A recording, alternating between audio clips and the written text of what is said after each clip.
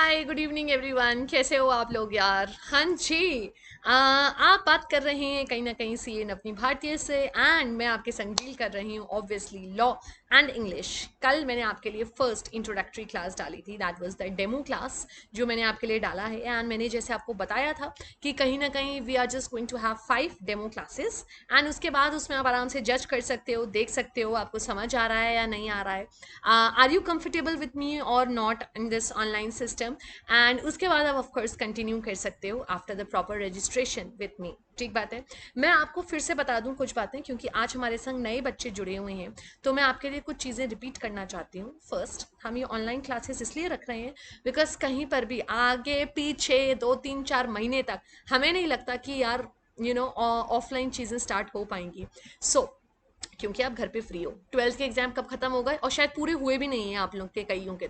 तो मार्च से आप फ्री हो, अप्रैल मई जून 3 महीने पूरी तरीके से बीत चुके हैं। And you people always wanted to do CA, of course right, आप करना चाहते थे। And no matter what, corona भी स्टार्ट हो गया, कोरोना चल रहा है बहुत भयानक, पर आपकी हिम्मत सीए करने की नहीं टूटी है। एंड आप डटे हुए हो कि यार हम तो सीए करेंगे जब तक जिंदा हैं।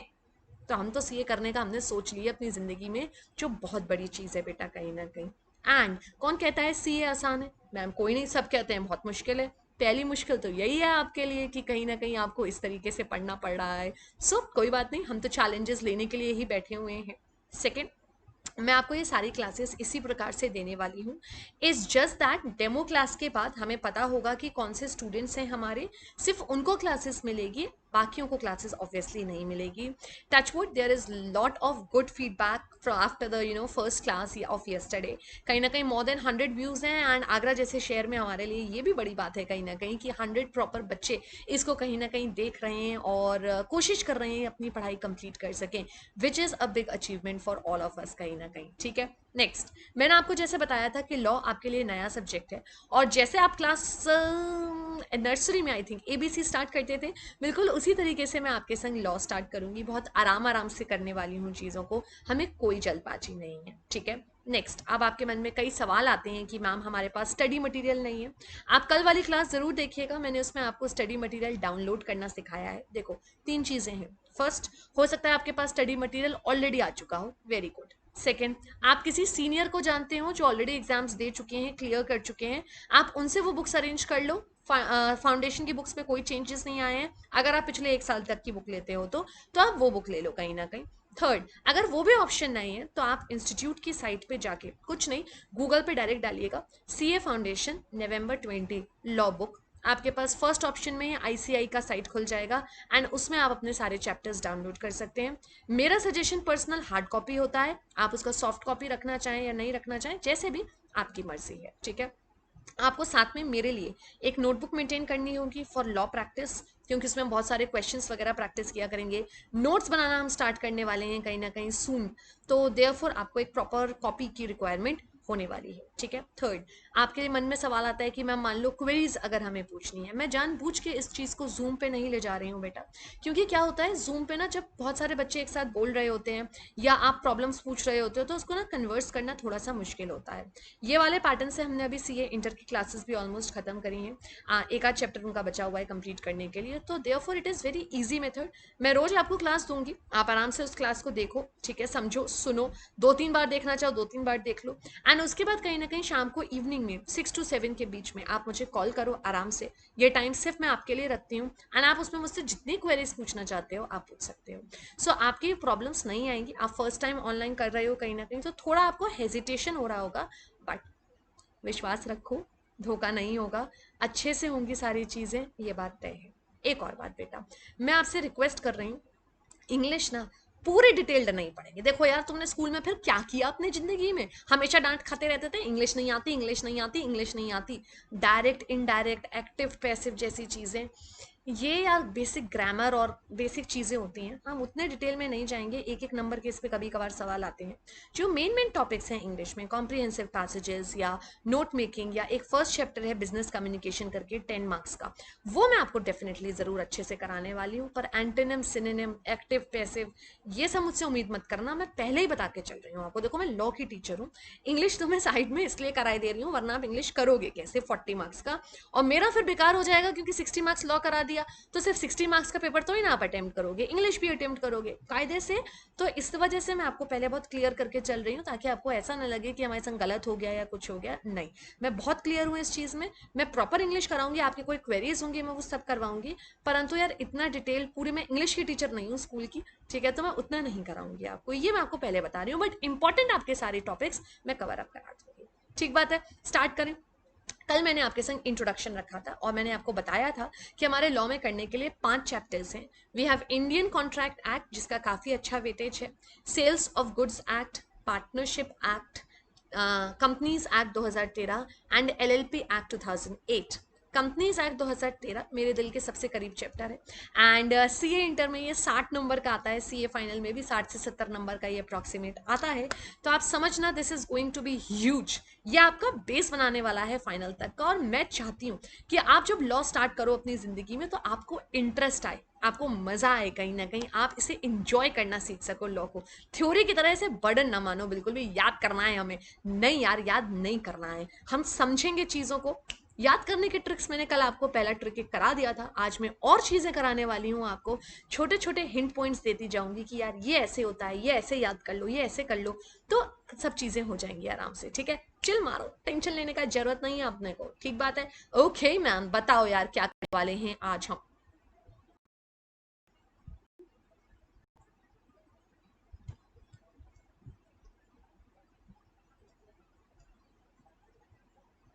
मैंने कल आपको इंट्रोडक्शन देना स्टार्ट किया था लॉ का, एंड मैंने आपको कुछ कुछ बातें बताई थी, मैं एक बार फिर से रिपीट करूंगी आपके लिए। ठीक है, ये 5 चैप्टर्स आपके सिलेबस में, आई थिंक ये क्लियर है। आप लोगों ने बुक्स डाउनलोड कर ली होंगी, आई होप। ठीक है, आपका चैप्टर कुछ इस प्रकार से दिखेगा, कंपनी लॉ का। मैं आपको दिखा दूं, अगर आपके पास हाथ में बुक है बहुत अच्छी बात है, हाथ में बुक बेटा नहीं है कोई बात नहीं है, आप डाउनलोड कर सकते हो, और सेम टू सेम दिखेगी ऐसी। ये देखो, दिख रहा है अपने को? तो हमारे तो लैपटॉप में बुक चल जाती है, अपने को कोई टेंशन नहीं। ठीक है, ये हमारा कहीं ना कहीं 5th चैप्टर है आपका बुक के हिसाब से, राइट, ये आपको डाउनलोड करना है। Cool, ठीक है, ऑल राइट। तो मैंने आपके संग बेसिक इंट्रोडक्शन स्टार्ट किया था कि मैम पहले तो ये बताओ कि जैसे कंपनीज एक्ट लिखा है, इंडियन कॉन्ट्रैक्ट एक्ट लिखा है, सेल्स ऑफ गुड्स एक्ट लिखा है, ये एक्ट का मतलब क्या होता है? तो मैंने आपको बताया कि act is a very small part of law, like for example earth is a very small part of the universe, right. Similarly act एक बहुत छोटी चीज है लॉ के सामने, and law is basically rules, regulation, circulars, notifications, amendments. ये सारे words में क्या होते हैं आप इवेंचुअली मेरे संग कहीं ना कहीं सीखने वाले हो, आपको एक बार में अभी नहीं समझ में आएगा, पर मैं आपको ये सारी चीजें कराती हूँ कहीं ना कहीं, एंड एक्ट तो उसका एक छोटा सा हिस्सा होता है कुल मिला के। आपने कहा ठीक है मैम, नो प्रॉब्लम। तो हम एक्ट भी पढ़ेंगे और हम पूरा ओवर एक लॉ का भी एक स्टडी किया करेंगे। तो आप कभी जैसे किसी को कहो कि मैम लॉ पढ़ रहे हैं कि हम एक्ट पढ़ रहे हैं, हम लॉ पढ़ रहे हैं, हम लॉ में रिलेटेड बहुत सारी चीजें कहीं ना कहीं करने वाले हैं। ठीक बात है, ये बात समझ में आती है। मैम एक्ट कैसे बनता है? देखो यार, आज की डेट में अगर मैं बात करूं तो हमारा देश एक है, आपने कहा यस मैम। सेंट्रल गवर्नमेंट एक है, आपने कहा यस मैम। डिसीजंस लॉ बनाने वाली जो पावर है वो लेजिस्लेचर कहलाती है, पार्लियामेंट कहलाती है, आपने कहा यस मैम। उसमें 2 हाउसेस हैं, लोकसभा और राज्यसभा, आपने कहा हाँ मैम, जहाँ पे जूते चप्पल चलते हैं। हाँ, वो बातें अलग कर रहे हैं, पर जूते चप्पल चलते हैं, ठीक है। एक्ट में कैसे काम चलता है, कैसे प्रोसीड होता है ये, सबसे पहले बिल बनाया जाता है। क्या बनाया जाता है? बिल। एंड वो दोनों हाउसेस ऑफ पार्लियामेंट में प्रेजेंट किया जाता है, लोकसभा में भी राज्यसभा में। दोनों हाउसेस उसको अप्रूव करते हैं, एंड देन वो जाता है प्रेसिडेंट के पास ठप्पा लगने के लिए, उसका प्रेसिडेंट का असेंट हाँ आता है। एंड जब प्रेसिडेंट हाँ कर देता है, तब वो एक न्यूज़पेपर होता है, Amar Ujala local newspaper, Times of India ठीक है नेशनल न्यूज़पेपर है, पर वो गवर्नमेंट का न्यूज़पेपर नहीं है। गवर्नमेंट का न्यूज़पेपर कहलाता है आपका ऑफिशियल गजेट। फिर से बोलो मेरे संग इंग्लिश में, बोलो ऑफिशियल ऑफिशियल गजेट, ठीक है, इसको हिंदी में राष्ट्रपति कहते हैं, उसमें ये छप जाता है और जैसे ही छप जाता है ये एक्ट बन जाता है। सो बेसिकली 3 लोग हाँ करते हैं, लोकसभा, राज्यसभा एंड प्रेसिडेंट। अगर लोकसभा राज्यसभा एक भी मना कर देता है तो ये एक्ट प्रेसिडेंट तक जाता ही नहीं है। मैम प्रेसिडेंट अगर मना कर दे तो मैं आपको कॉन्स्टिट्यूशन के डिटेल में नहीं ले जा रही हूँ, पर प्रेसिडेंट बहुत ज़्यादा मना नहीं कर सकता है। प्रेसिडेंट के पास अगर आपने कभी बचपन में पढ़ा हो तो बहुत पावर्स नहीं होती हैं इंडिया में एटलीस्ट, ठीक है, तो हम उतनी बात ही रखते हैं, ठीक। अब आपका ये जो कंपनीज एक्ट है ये पूरे इंडिया पे एप्लीकेबल है, जम्मू कश्मीर पे भी ये एप्लीकेबल है। इसको प्रेसिडेंट ने जो असेंट दिया था, हाँ करा था प्रेसिडेंट ने, ठप्पा लगाया था 29 अगस्त 2013 को लगाया था। और आप अगर सोच रहे हैं कि ये एक दो दिन में पास हो गया था तो आप बहुत गलत फहमी में हैं। कंपनीज एक्ट ये जो 2013 आया है इसको सालों साल लगे, बहुत साल से ये बात चल रही थी कि नया कंपनीज एक्ट आएगा, हर बार टल जाता था, हर बार लोकसभा या राज्यसभा मना कर देते थे। फाइनली अप्रूव 2013 में हुआ, 29 अगस्त को प्रेसिडेंट ने पास किया। राष्ट्र लोकसभा राज्यसभा का डेट छोड़ो, इतना ज़रूरी नहीं है। ऑफिशियल गजट में ये 30 अगस्त 2013 को छप गया और उस दिन से आपका फर्स्ट सेक्शन आ गया। आपने कहा मैम ठीक है, बहुत अच्छी बात है, कहीं ना कहीं ये तब से आया है, ठीक बात है। मैंने आपको कहीं ना कहीं कल ये भी बताया था, ये थोड़ा सा पास्ट में मैं लेके गई थी कि आज से कई साल पहले कंपनीज एक्ट 1956 बना था, मतलब आज़ादी के बाद तो आप यही मान के चलो कि कंपनीज के लिए एकमात्र एक्ट जो बना था वो 1956 वाला था। और वो इतने सालों में बदला नहीं था, अमेंडमेंट्स आते थे थोड़े बहुत, बट पूरा नहीं बदला था। हमें पूरा का पूरा क्यों बदलना पड़ा? बिकॉज ऑफ हमें इंट्रोड्यूस करना था पेन्स। अब ये नालायक मेरी बात सुनना, तुम हो बहुत छोटे और तुम मेरे से, मेरे प्यारे, नालायक कहलाया करोगे। जब भी मैं तुम्हें कहूँ नालायक तो तुम अपने ऊपर बिल्कुल गर्व महसूस करना, कह रहे हैं हमने अपनी जिंदगी में इतना नालायक पना किया है कि मैम भी हमें आइडेंटिफाई कर चुकी है, मैम जानती हैं, हमें रग रग से वाकिफ हो चुकी हैं। मैं तुम्हारी शक्लें नहीं पहचानती होंगी, मैं तुम्हारे चेहरे, तुम्हारे नाम में कुछ नहीं जानती होंगी, पर मैं एक बात जानती हूँ। मैम क्या? तुम नालायक हो, नालायक।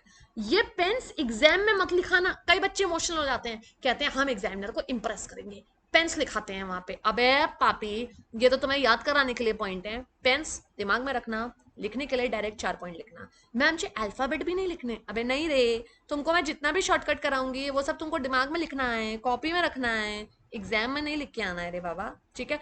एग्जाम में तो जैसे एकदम बड़े लोग होते हैं ना, एकदम पढ़े लिखे टाइप्स के लोग, ऐसे एकदम काले अक्षरों में लिखते जाते हैं, पूरा पेपर, सफेद पेपर को काले अक्षरों से भरते जाते हैं, एकदम एकदम एकदम मैं करा रही लैंग्वेज, इंग्लिश लैंग्वेज में लिखते हुए, ठीक है ना, फटाफट फटाफट फटाफट। मैं वो लिखना सिखाऊंगी। कह रहे मैम हमारी तो इंग्लिश भी अच्छी नहीं है। अरे टेंशन मत लो, मुझे पता है, मैं जानती हूँ सब, तभी तो तुम्हें नालायक का नाम डिक्लेयर किया, दूसरी क्लास में तुम नालायक बन गए हो मेरे, कहीं ना कहीं सिखा दूंगी, चिंता नको करो।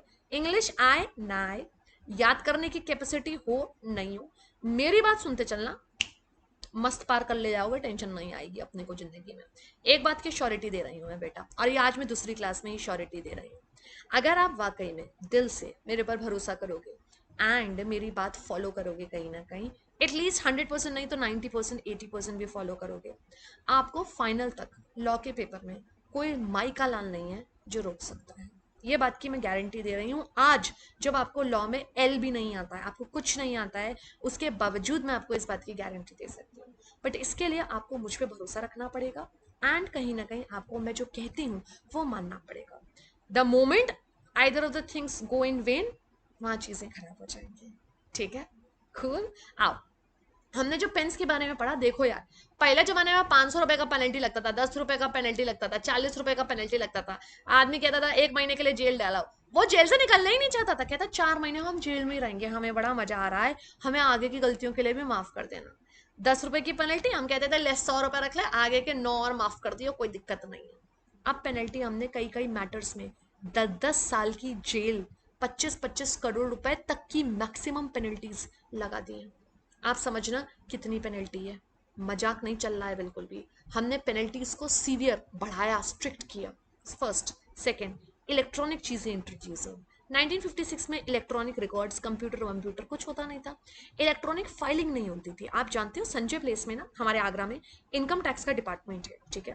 पहले बकायदा, आज से कुछ साल पहले की मैं बात बता रही हूँ, बकायदा लाइनें लगा करती थी, लोग बाहर खड़े होते थे अपना इनकम टैक्स का रिटर्न फाइल करने के लिए। हमारी कॉलोनी सूर्यनगर तक लाइन आ जाती थी। कह रहे मैम सच्ची बताओ, थोड़ी आगे तक आती थी पर आती थी, काफी दूर तक आती थी। अब क्या है, कुछ नहीं, ऑनलाइन सब कुछ। आप देखते नहीं हो न्यूज़पेपर में जीएसटी की ये डेट आ गई, सब ऑनलाइन चल रहा है ना, कहीं जाना तो ही ना पड़ता है। बड़े से बड़े कामों के लिए अब जाना नहीं पड़ता बेटा। और थर्ड, इलेक्ट्रॉनिक वोटिंग। केबीसी में आप देखते हो electronic voting, dance India dance, big boss, electronic घर से वोट कर रहे हैं, दैट इज इलेक्ट्रॉनिक। काम चीजें इंट्रोड्यूस हुई। थर्ड, नए कंसेप्ट आए। जब आप कंपनीज एक्ट 2013 मेरे संग पढ़ोगे, मैं आपको बताया करूंगी ये कंसेप्ट पहले नहीं था, ये कंसेप्ट पहले नहीं था। ओपीसी 1 पर्सन कंपनी नहीं था, विमेन डायरेक्टर, विमेन एम्पावरमेंट नहीं था। बहुत कंसेप्ट हैं ऐसे जो पहले नहीं थे, अब आए। पुराने एक्ट में हम इंट्रोड्यूस नहीं कर सकते थे। और लास्ट, स्कैम्स को रोकने के लिए, स्कैम्स लाइक आपका कहीं ना कहीं विजय माल्या और बहुत बड़े बड़े स्कैम जैसे आपके रामालिंगम ब्रदर्स वाला केस हुआ, उनको रोकने के लिए, कहीं ना कहीं कंट्रोल करने के लिए हम लोगों ने ये सब चीजें इंट्रोड्यूस करी। कौन सा? Companies act 2013। ठीक, तो ये बातें हम लोगों ने कल करी थी। एंड अब मैं आपके संग नई चीजें आपको बताने वाली हूँ। देखो यार, पहली चीज तो मैंने आपको बताई, कहीं ना कहीं कंपनीज एक्ट आपका जम्मू कश्मीर में भी एप्लीकेबल है, बेसिकली पूरे इंडिया पे एप्लीकेबल है। कह रहे हैं मैम ठीक है, कंपनी कोई छोटी मोटी बात तो है नहीं, मजाक तो है नहीं बिल्कुल भी।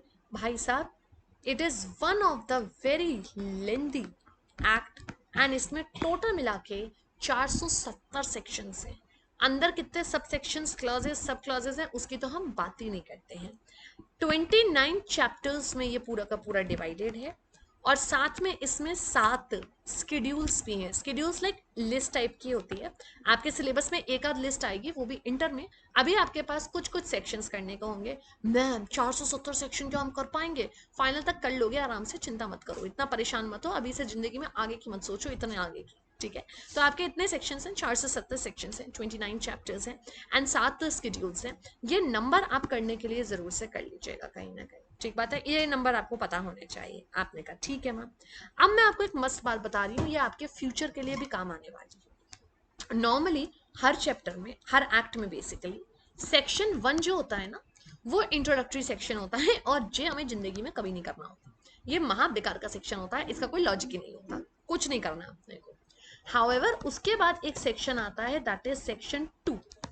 और सेक्शन 2 कहीं ना कहीं आपका डेफिनेशन का सेक्शन होता है। हर एक्ट में अपनी डेफिनेशंस होती हैं, और वो डेफिनेशंस आपकी सेक्शन 2 में नॉर्मली आप 90% केसेस में यही देखोगे, सेक्शन 2 में आपकी डिफाइंड होती हैं। एंड देन उसके बाद से सेक्शन 3 वगैरह फिर आगे चालू चीजें होती रहती हैं। आपने कहा मैम ठीक है, ये बात हमें समझ में आ गई। अब एक इसमें और बात बताती हूँ, ये आप लिखना चाहो तो जरूर से लिख लो, ये याद रखने के पर्पज के लिए आपके काम आएगा। सेक्शन 1 इंट्रोडक्शन होता है नॉर्मली, और जे बेकार का होता है, हमें जिंदगी में नहीं करना। सेक्शन 2 होता है definitions, and definitions of course हमें करनी होती है। सेक्शन के बाद सेक्शन नंबर याद करने होंगे और क्लॉज नंबर याद करने होंगे। ठहरो, बहुत तेज जा रही हो, मैं करवाऊंगी, चिंता नको करो। ठीक है, हाँ, इतनी बात क्लियर है अपने को। नेक्स्ट, अब एक मस्त बात सुनना मेरी बेटा। सवाल ये आता है कहीं ना कहीं कि आपका बैंक, बैंक जानते हो? बैंक कह रहे हैं हाँ मैम बैंक जानते हैं, क्यों नहीं जानते हैं, बैंक जाते भी हैं। हमने डिमोनेटाइजेशन देख लिया अपनी जिंदगी में, कोरोना देख लिया हमने, हमने बैंक देखा है, हमें पता है बैंक क्या होता है। बैंक में पैसे होते हैं, हमें निकालने पड़ते हैं, बड़ी जरूरत होती है। ठीक है, इंश्योरेंस कंपनीज कह रहे हैं हाँ मैम ये भी सुना है हमने, इंश्योरेंस वाले आते हैं हमें इंश्योरेंस की पॉलिसी बेचने के लिए। ठीक है, इलेक्ट्रिसिटी आगरा में कौन प्रोवाइड करता है? कह रहे हैं मैम इलेक्ट्रिसिटी का तो तार आता है हमारे घर में। पापियों, लाइट बोर्ड कौन है, इलेक्ट्रिसिटी सप्लाई कौन कर रहा है? कह रहे मैम टोरेंट वाले कर रहे हैं। ठीक है, इलेक्ट्रिसिटी टोरेंट वाले दे रहे हैं। ठीक है, तो मैं एक मस्त बात बताऊं, ये सारी चीजें जो हैं, बैंक्स, इंश्योरेंस, इलेक्ट्रिसिटी डिपार्टमेंट्स वगैरह, ये सब कंपनीज होती हैं। करो क्या बात कर रहे हो? हाँ, आपने कभी HDFC का पूरा नाम देखा ही नहीं है। HDFC का अगर आप आज विश्वास ना करो तो चेक कर लेना नाम, HDFC बैंक या बैंकिंग ऐसे करके लिमिटेड वर्ड लगा हुआ होता है। लिमिटेड का मतलब ही हो जाता है ये कंपनी है। इंश्योरेंस, LIC आपका जो है life insurance corporation of India limited, इस तरीके से लिखा हुआ है। GIC general insurance corporation of India limited, India limited लिखा हुआ है। इलेक्ट्रिसिटी आप जानते हो, electricity Torrent is a private company, it's a private company, Torrent private limited है। ओ माय गॉड मैम, हमने कभी नाम ही नहीं देखा, जाओ जल्दी से बिजली का बिल उठाओ और देखो। ये सब भी आपके कहीं ना कहीं कंपनीज हैं। कह रहे मैम क्या बात कर रही हो, हमें तो कभी पता ही नहीं चला। यस, बैंक्स, इंश्योरेंसेस, इंश्योरेंस वाले, इलेक्ट्रिसिटी डिपार्टमेंट्स, ये सब कंपनीज के रूप में रजिस्टर्ड होते हैं। बट इनकी एक खास बात सुनिएगा, ये ना अपने खुद के एक्ट में रजिस्टर्ड होते हैं।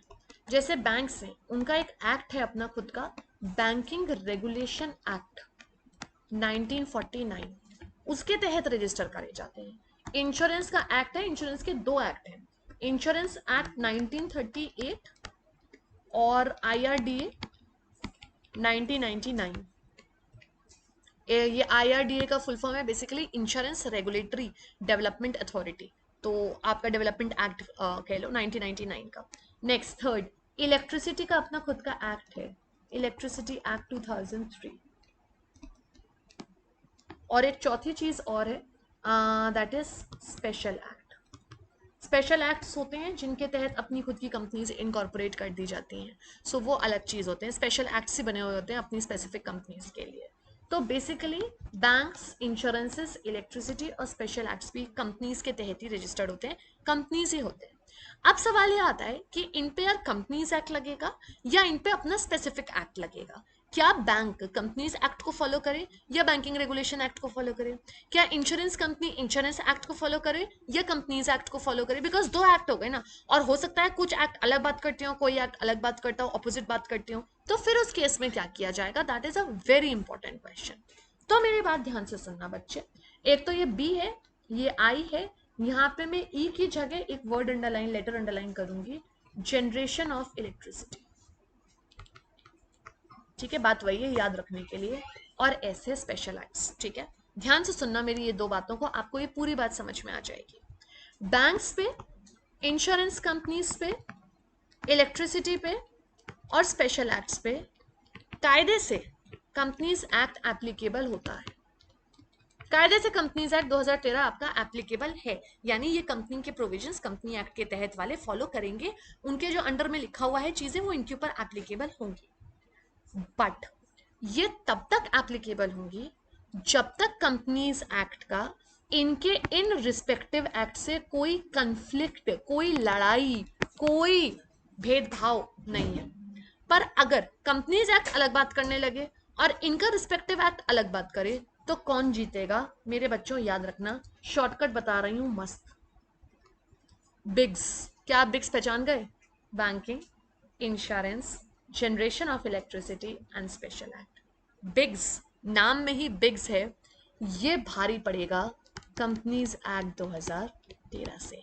मैम मतलब सुनना, अब सवाल ये, HDFC बैंक है, ICICI बैंक है, कैनरा बैंक है, पंजाब नेशनल बैंक है, ठीक है, ये बैंक सब कंपनीज हैं, तो ये कंपनीज एक्ट 2013 फॉलो करेंगे या बैंकिंग रेगुलेशन एक्ट? हमने कहा देखो यार, जब तक कोई लड़ाई नहीं है, दोनों दोनों एक्ट सेम बात करते हैं, बैंकिंग एक्ट भी सेम बात कर रहा है, कंपनीज एक्ट भी सेम बात कर रहा है। हमने कह दी कंपनीज एक्ट लग रहा है, हमें अच्छा लगा, कंपनीज एक्ट एप्लीकेबल है, वेरी गुड वेरी गुड, सबने कहा ठीक है।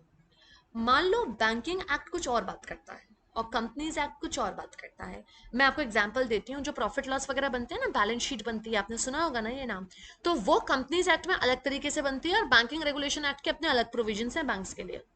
उस केस में कौन एप्लीकेबल होगा? उस केस में बैंक्स बैंकिंग रेगुलेशन एक्ट को प्रेफरेंस देगी, ना कि कंपनीज एक्ट को। बोले तो कंपनीज एक्ट कमती पड़ेगा, नीचा पड़ेगा, छोटा पड़ेगा बिग्स के सामने। और बिग्स क्या है बेसिकली? आपका banking regulation act, insurance act, आपका special acts and generation of electricity. आपको ये चार चीजें कैसे याद रहेंगी? याद रखना, बिग्स बड़ा रहेगा, जब तक इनका कंपनीज एक्ट से कोई कंफ्लिक्ट नहीं है, लड़ाई नहीं है, तब तक कंपनीज एक्ट एप्लीकेबल रहेगा। बट अगर इनका आपस में कोई क्लैश आता है, कॉन्ट्राडिक्शन आता है, कंफ्लिक्ट आता है, तो उस केस में कहीं ना कहीं आपका बिग्स जीत जाएगा और कंपनीज एक्ट नीचा रह जाएगा। कंपनीज एक्ट का प्रोविजन फिर आप फॉलो नहीं करोगे, ये कंपनीज एक्ट में बकायदा खुद लिखा हुआ है कि यार जब तक लड़ाई नहीं है हमारा प्रोविजन फॉलो कर लो, सेम बात है। बट अगर लड़ाई होता है, अगर दो प्रोविजन ऑपोजिट बात करता है, तो फिर बिग्स जीतेगा, कंपनीज एक्ट नहीं जीतेगा। बट ये सिर्फ banking companies, insurance companies, electricity और स्पेशल एक्ट कंपनीज के लिए है, बाकी सब नॉर्मल कंपनीज के लिए तो कोई और एक्ट है ही नहीं, उनको तो कंपनीज एक्ट ही फॉलो करना है। बात समझ में आती है? ये अपने को दो शॉर्टकट करा दिया मैंने आपको 2 दिन में। पेंस, बिग्स, आप भूल ही नहीं सकते। कौन जीतेगा? बैंकिंग की कंपनी एक्ट जीतेगा। आपने कहा जब तक सब सही है कंपनी एक्ट लग जाएगा, अगर दिक्कत हुआ तो बिग्स जीत जाएगा, सिंपल। बैंकिंग के केस में बैंकिंग रेगुलेशन एक्ट, इंश्योरेंस के केस में इंश्योरेंस एक्ट, इलेक्ट्रिसिटी के केस में इलेक्ट्रिसिटी एक्ट और स्पेशल एक्ट्स के केस में स्पेशल एक्ट्स। इतना बात समझ में आता है अपने को? देखो मैं आपको ये चैप्टर दिखाती हूँ। अरे कहाँ गया चैप्टर? ऊपर चला गया क्या हमारा? ठहरो ठहरो, कहाँ है हमारा चैप्टर?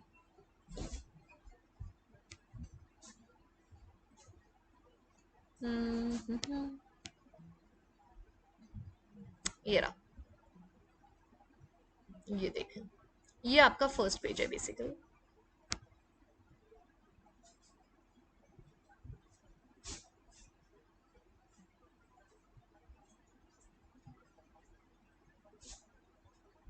ये देखिए, दिख रहा है अपने को, ये देखिए, ठीक। कंपनीज एक्ट में किसको हटाया है, कहीं ना कहीं आपके 1956 वाले एक्ट को हटाया है, 1956 को रिप्लेस किया है।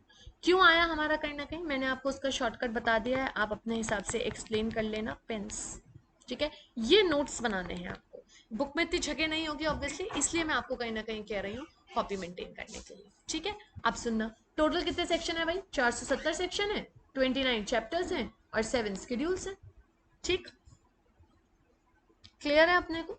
अच्छा, अब इसमें आता है, it aims to improve corporate governance. Corporate governance का बेसिकली मतलब होता है कि रूल्स एंड रेगुलेशंस कंपनीज ज्यादा फॉलो करें, simplify the regulations, strengthen the interest of minority people, जो कंपनी में कम होल्डिंग रखते हैं, माइनॉरिटी में हैं लोग, उनके इंटरेस्ट बने रहें। First time it legislates the role of whistle blowers. ये विसल ब्लोअर्स ना मैं आपको एलएलपी चैप्टर में कराऊंगी, अभी नहीं कराऊंगी, अभी नहीं, आपके लिए बिल्कुल नई चीज हो जाएगी, आपके लिए बहुत हेवी हो जाएगा, मैं आपको इसको अलग से कराऊंगी, चिंता मत करो, लिख लो, चाहो तो एलएलपी में करेंगे, लिख लो एलएलपी में करेंगे, ठीक है, चिंता नको करो, क्लियर। नेक्स्ट, एप्लीकेबिलिटी देखना आप, एप्लीकेबिलिटी कि companies incorporated under this act और under any previous company law, पुराने एक्ट में भी अगर रजिस्टर्ड है कंपनीज कोई दिक्कत नहीं है, अब वो नए एक्ट में कवर हो जाएंगी। फॉर एग्जाम्पल सुनना, टाटा, बिरला, रिलायंस, ये सब कोई नई कंपनीज हैं क्या, 1956 वाले में रजिस्टर्ड हुई होंगी या उससे पहले जो एक्ट था उसमें रजिस्टर्ड हुई होंगी, पर अब वो कंपनीज एक्ट 2013 में कवर हो जाएंगी, कोई प्रॉब्लम नहीं है। Next, insurance companies except where the provisions of the said act are inconsistent with the provisions of Insurance Act 1938 और IRDA 1999। बोले तो जब कन्फ्लिक्ट आएगा तो फिर इंश्योरेंस एक्ट जीतेगा। अगला देखना, बैंकिंग कंपनीज पे भी एप्लीकेबल है वैसे तो, बट एक्सेप्ट जब कहीं ना कहीं प्रोविजंस इनकंसिस्टेंट, इनकंसिस्टेंट समझते हो, लड़ाई हो गई है बैंकिंग रेगुलेशन एक्ट 1949 से। कंपनीज इंगेज्ड इन जनरेशन और सप्लाई ऑफ इलेक्ट्रिसिटी, बोले तो इलेक्ट्रिसिटी एक्ट, एक्सेप्ट जहाँ पे इनकंसिस्टेंसी आएगी। इन्होंने मोनोटोनस बना दिया हर चीज को, बार बार सेम रिपीट कर रहे हैं, हमने एक साथ शॉर्टकट कर लिया। कोई सोच सकता था कि यहाँ पर भी शॉर्टकट बनाया जा सकता है, हमने बना लिया, देख लो, BIG और S बन गया कि नहीं बन गया। और अगर लड़ाई हुई तो कौन जीतेगा, ये देख लो। अगर आपने ये फिगर भी याद रख लिया ना बेटा, आप एग्जाम में भूल ही नहीं सकते इस चीज को। कौन माइकल आले जो पूरा पैराग्राफ पढ़ेगा, नहीं पढ़ेंगे, हम तो नहीं पढ़ेंगे बिल्कुल भी, हम तो ऐसे कर लेंगे, ठीक है। बस अब ये लास्ट लाइन आप छोड़ सकते हो, इस लास्ट लाइन की आपको रिक्वायरमेंट नहीं है, you can leave this line. ये फर्क है बेटा, आप समझना। लॉ का ना क्यों आपका बेस स्ट्रांग होना जरूरी है, बिकॉज हम बिल्कुल इनिशियल चीजों से स्टार्ट कर रहे हैं, फाइनल तक आप लॉ पढ़ने वाले हो कहीं ना कहीं, एंड आपको नहीं पता कि कौन सी लाइन इंपॉर्टेंट है और कौन सी नहीं है, तो जो एक्स्ट्रा है उनको हम अवॉइड कर रहे हैं, और जो कहीं ना कहीं इंपॉर्टेंट है, करने लायक चीजें, वो हम ऑफकोर्स करेंगे ही करेंगे। इतना बात समझ में आता है अपने को, आपने कहा मैम बिल्कुल ठीक बात है, कोई दिक्कत की बात नहीं है। मैं आपके संग एक टॉपिक और ले रही हूँ छोटा सा, and from tomorrow onwards I am going to expand on this topic, this is going to be huge. अच्छा, मुझे आप जरूर से फीडबैक दीजिएगा, मैंने आपका व्हाट्सएप ग्रुप ऑलरेडी बना दिया है, और जो लोग व्हाट्सएप ग्रुप पे नहीं है वो डायरेक्टली यूट्यूब पे कमेंट कर सकते हैं कि आपको मेरी बातें समझ में आ रही हैं, क्या आपको मज़ा आ रहा है कुछ अलग टाइप की चीज़ें पढ़ने में, करने में, एंड कहीं ना कहीं आपको ये भी पता चल रहा है कि हम कितनी इंपॉर्टेंट टॉपिक से काम शुरू कर रहे हैं और कहाँ तक हम जाने वाले हैं। टाइम लगने दो, हमें कोई दिक्कत नहीं है, बट हम एक को एक टॉपिक बहुत अच्छे से डिटेल में करने वाले हैं। क्या आप कॉमर्स बैकग्राउंड के हो, मेरे संग शेयर करिएगा, क्या आपने कंपनीज के बारे में कुछ भी पढ़ा हुआ है, प्राइवेट कंपनी, पब्लिक कंपनी, क्या इस टाइप के आपने नाम सुने हुए हैं। So just let me know कि what you know about these things, right. Class होती है फेस टू फेस तो हमारे मजे ही अलग आते हैं, बट कोई बात नहीं है, आप मेरे संग शेयर कर सकते हो, आप मुझे मैसेजेस भेज सकते हो, आप मुझे पर्सनली व्हाट्सएप कर सकते हो, absolutely no problem at all, ठीक बात है। हाँ जी, एक लास्ट टॉपिक मैं आपके संग कहीं ना कहीं स्टार्ट करना चाहती हूँ, and that is what is a company. अगर कोई ये पूछ ले आपसे कि भाई कंपनी क्या चीज है, व्हाट इज अ कंपनी, आप किसी को क्या जवाब दोगे। आप में से कई लोग होंगे जो मुझे बताएंगे कि मैम कंपनी का मतलब होता है कहीं ना कहीं सेपरेट लीगल एंटिटी, कंपनी का मतलब होता है आर्टिफिशियल पर्सन, कहीं ना कहीं आप ऐसे हो सकता है चीजें मुझे बताओ अगर आप कॉमर्स बैकग्राउंड के हो। पर मैं आपको बता दूं, ये सारी डेफिनेशंस बिल्कुल बकवास डेफिनेशंस। कह रहे मैम क्या बात कर रही हो, हम तो यही पढ़ के आए हैं ना। कंपनी की डेफिनेशन बहुत प्यारी डेफिनेशन है, और शायद हंसते हंसते आप गिर भी जाओ। मैम डेफिनेशन है, हाँ कौन से सेक्शन में आएगी, दो। इसके अंदर जो ये दिया हुआ है 20, हिंदी में बोलना मेरे संग याद करना। कई इसको प्रैक्टिकली कैसे बोला जाता है मैं आपको बता दूं, एज पर सेक्शन 2 क्लॉज 20, ये क्लॉज है बेसिकली, कई बार सबसेक्शंस भी होते हैं, परंतु यहाँ पे ये क्लॉज है, मैं आपको पहले ही बता के चल रही हूँ। As per section 2 clause 20 of companies act 2013, ये अंग्रेजों के सामने बोलने में बहुत अच्छा लगता है, याद करने में परेशानी आती है। हम नहीं करेंगे ऐसे याद बिल्कुल भी, हम तो करेंगे 2-20। फास्ट बोलना, अगर तुमने गलती से ये लिख दिया, या तुमने गलती से ये लिख दिया, या तुमने ये लिख दिया, ये सब गलत है। बहुत ज्यादा पाप हो जाएगा अगर तुमने ये सब लिख दिया तो। यू आप कैसे कहने वाले हो, 2-20, क्या कहने वाले हो, 2-20, 2-20, बोलो ना, 3 बार बोलो मेरे संग, 2-20, बोलो ना, 2-20, 2-20। 2-20 में डिफाइंड है आपकी कंपनी, 2-20, 2-20, 2-20, 2-20, 2-20 कंपनी। ठीक बात है, सुनना। कंपनी की डेफिनेशन बड़ी खूबसूरत डेफिनेशन है, कहते हैं कंपनी मीन्स अ कंपनी। कह रहे हैं मैम क्या बात कर रही है, हाँ यही डेफिनेशन है, एक्चुअल में लिखी हुई है। Company means a company which is incorporated under this companies act, under this companies act, और under any previous company law. ये लिखी हुई है, ये डेफिनेशन है कि कंपनी का मतलब है या तो वो इस एक्ट, नए वाले एक्ट के तहत रजिस्टर्ड क्योंकि नई है, या फिर वो जो भी पुराना कोई कंपनी लॉ एग्जिस्ट करता था उसमें कहीं ना कहीं ये रजिस्टर हो रखी है आपकी, ये कंपनी की डेफिनेशन है। कह रहा है मैम ये तो बड़ी ही दो कौड़ी की डेफिनेशन है, बिल्कुल दो कौड़ी की डेफिनेशन है, इससे तो कुछ समझ ही नहीं आ रहा है, बिल्कुल समझ नहीं आ रहा है मैम, बिल्कुल समझ नहीं आ रहा कि कंपनी मीन्स अ कंपनी।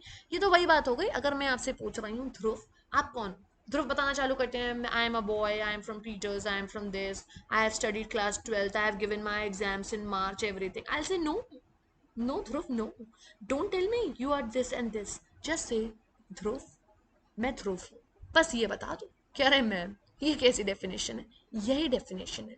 और क्योंकि ये इतनी अधूरी डेफिनेशन है तो इसकी कैरेक्टरिस्टिक्स जो हैं, जो आप पढ़ के आए हो सेपरेट लीगल एंटिटी जैसी चीज़ है, शायद, हाँ शायद नहीं, मुझे नहीं पता, मैं पूरा डिटेल में पढ़ाऊंगी, वो हम कल से चालू करेंगे, ठीक है। सो बेसिकली आप अगर ये डेफिनेशन पे आओ, मीनिंग में ना, जो अंकल लोगों का तो डेफिनेशन छोड़ो, हमें नहीं करना, तो हम सीधे आना डेफिनेशन सेक्शन 2-20 पे, very very important. Company means a company which is incorporated under this act or under any previous company law। या तो इस एक्ट में रजिस्टर्ड है या किसी प्रीवियस लॉ में ये रजिस्टर्ड है। बोलना आया आपको सेक्शन 2 क्लॉज 20, ठीक है। आज के लिए मैं आपके लिए यही रख रही हूँ, कहीं ना कहीं शॉर्टकट्स वगैरह आपने लिख लिया होगा, पॉज कर लिया करो यार वीडियो को जहाँ आपको लगता है कि आपको बनाना है। एंड मैं आपको एक बार फिर से दिखा रही हूँ, ये आपके नोट्स बनते जाएंगे अपने रजिस्टर्स में, और ये बुक चल रही है हमारी, तो बुक अपने संग पैरेलल रखिएगा। आपके पास अगर बुक है अच्छी बात है, नहीं तो ऑनलाइन मैंने आपको निकालना सिखा दिया है बुक को, प्लीज़ उसका हार्ड कॉपी ले लीजिए, it would be really beneficial, ठीक है। मैं आपको एक बात बता दूँ, ये क्लासेस सिर्फ 5 क्लासेस रहेंगी, आज सेकेंड क्लास हो गई है। अगर आप रजिस्टर नहीं कराते हैं then you not be allowed with the further classes. I hope it is clear to everybody, ठीक बात है, क्लियर? अरे बताओ ना, अरे जल्दी बताओ बाबा, ठीक है। Take care of your self, bye.